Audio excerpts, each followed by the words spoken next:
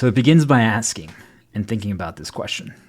Do we believe if an object, and it could be anything, let's just say a salt shaker, if it says on the label that it's salt, but let's just say X, is it salt? What if you're just reusing and you put pepper in there, but the label says salt? Is it? That's the question that I want you guys to start thinking about right now. Just because it says it is it? Just because someone tells us that we are the problem, are we the problem? Just because someone says that, hey, you did something bad to your friend or your boss, did you? Depending on what you think and how you answer is the unlock to everything. Once you realize that just because someone tells you that doesn't mean it's true, you stop believing the words that people tell you just at face value, and you actually can pause and start digging deep and going down the journey of remembering who you are because they made you forget. Once that happens, everything changes, because now you're not under their spell. You're not under their control. You have the pen. You're in the driver's seat. You can decide where we're going. We're going to turn left or we're going to turn right. You know, you might remember your friend or your sister telling you, hey, when you get to that spot, turn right. There's a great waterfall in the distance that you can see. You can do that. But still your choice. You're like, nah, I don't care about that. I'm just on a mission right now. And you go straight. It's getting to that point where you can think for yourself, where you can be open-minded, where you can acknowledge it and recognize what they have to say, but you don't believe it for a fact. So I open with that because the things that I'm going to talk about are topics and information that most people would never talk about, especially on these social media sites. You can find such information or theories on, personal websites, Reddit. People hide behind the veil of anonymity, but it's time to change that. It's time to normalize the conversation, because once we normalize it and we make it the base level, well, there's only one way but up. And as I am about to begin going down the specifics and details, I want people to really think about this other part. Why don't people want you to normalize certain things? Why don't they want you to talk about how much you're getting paid? Why don't they want you to talk about the reasons you left your last job? Why? It's just starting to question things, and it's not out of being a malicious person. It's for progress. It's for making things better. It's for trying to understand why we do the things that we do. Because when you start tracing back and connecting the dots, if you actually spend time doing so, you start realizing that, wait a minute, maybe there's a reason that information is getting suppressed and blocked. And that's why we start what we're starting here.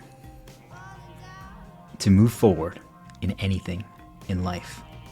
Let's call it momentum, which is what most people know it as. But creation. You have to have the desire to destroy the old to create the new. And it works the opposite as well. If you have the desire to create new, you have to destroy the old. So that's a great test, right? Where does it work if you flip it both ways? And it does. I ask you this, does it have to be hell? Anything? Or can we make hell paradise? Can we make it the promised land? Think about your room.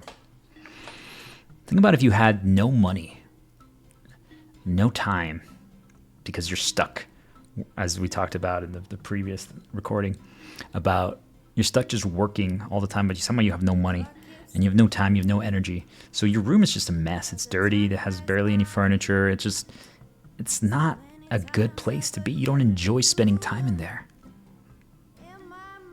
On paper, I could say that's hell, right? Like, use whatever word you want. Labels, one of the things you're going to hear me constantly say is that labels just don't matter.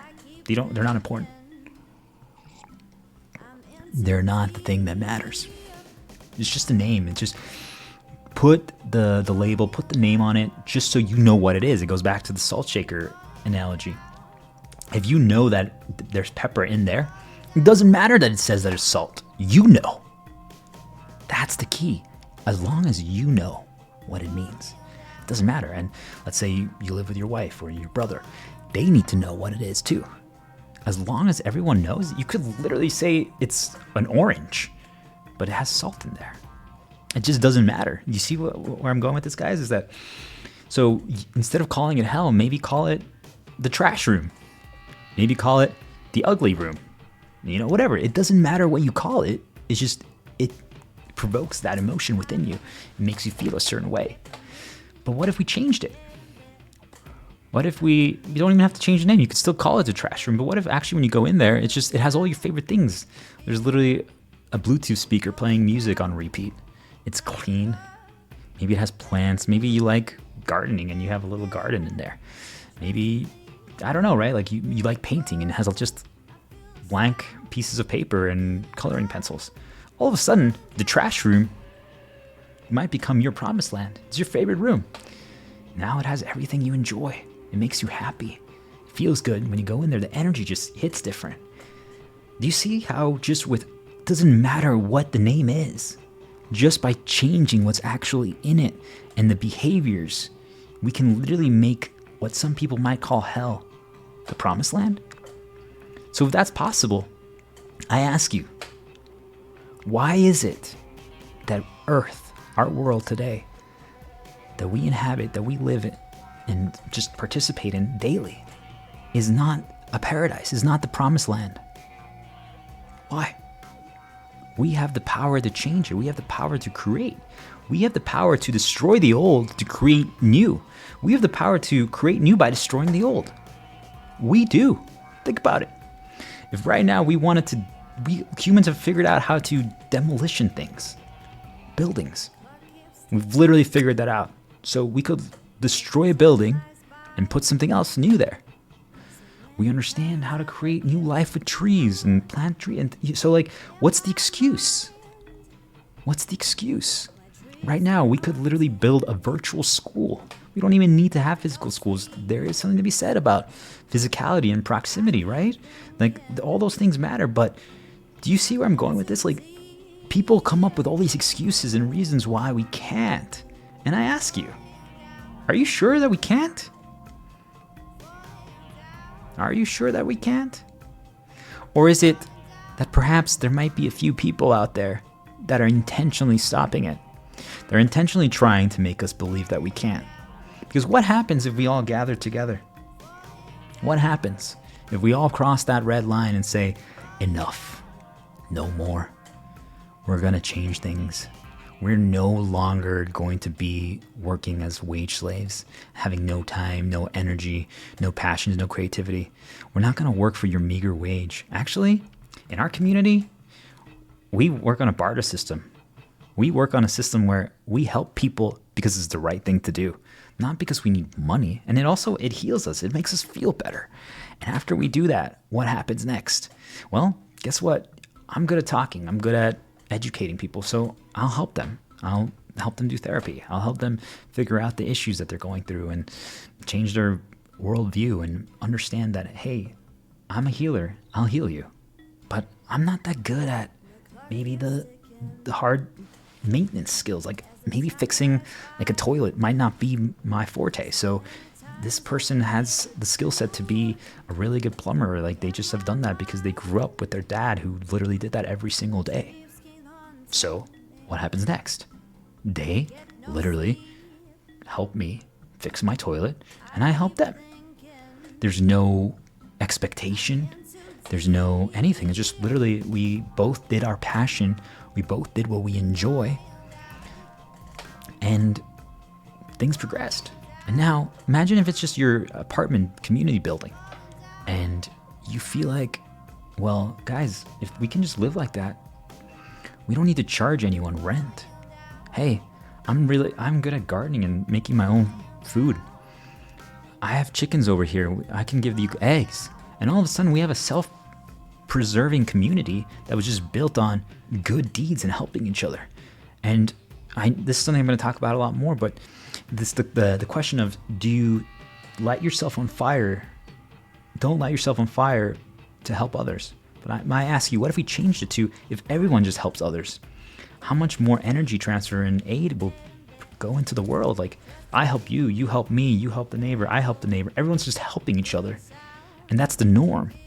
And I know we always talk about, hey, what if they don't? Like the prisoner dilemma, like, oh, they're going to be out for their self-interest. But that's what this is leading to, is that, what if I told you that humans by nature, who we are deep down, we actually are good. We are loving. We are helpful. We do believe in the light. That's what we are by default.